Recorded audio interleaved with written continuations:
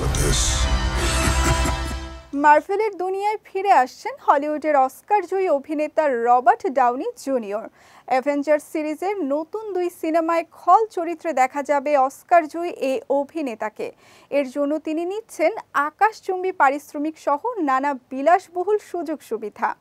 Avengers Doomsday এবং Avengers secret ওয়ার্সের জন্য Russo brothers পাচ্ছেন $80 মিলিয়ন, অর্থাৎ 1000 কোটি টাকার বেশি।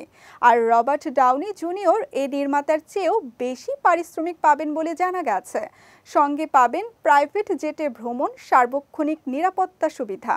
হলিউড অভিনেতা রবার্ট ডাউনি জুনিয়র চলচ্চিত্র প্রযোজনা প্রতিষ্ঠান মার্ভেলের সবচেয়ে বেশি পারিশ্রমিক পাওয়া অভিনেতা। আয়রন ম্যান চরিত্রে অ্যাভেঞ্জার্স ফ্র্যাঞ্চাইজির 4 সিনেমায় অভিনয়ের জন্য তিনি $500 মিলিয়ন পারিশ্রমিক নিয়েছিলেন বলে শোনা গেছে। ডাউনিকে এই 2 সিনেমায় পাওয়া যাবে গল্পের প্রধান ভিলেন ডক্টর ভিক্টর ভন ডুম চরিত্রে। এই ফ্যান্টাস্টিক 4 ভিলেনের চরিত্রে এর আগে দেখা গিয়েছিল হলিউড অভিনেতা টবি কেবেলকে। বুদ্ধিমান কিন্তু সবচেয়ে ভয়ঙ্কর ভিলেন ডক্টর ডুম। তার সবচেয়ে ভয়ানক অস্ত্র হলো তার মেধা।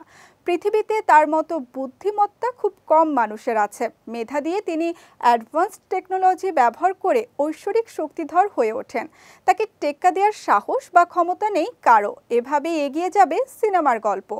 এই 2 সিনেমার একটি অ্যাভেঞ্জার্স ডুমসডে মুক্তি পাবে 2026 সালের মে মাসে, অন্যটি অ্যাভেঞ্জার্স সিক্রেট ওয়ার্স যা প্রেক্ষাগৃহে আসবে এর পরের বছর অর্থাৎ 2027 সালের মে মাসে।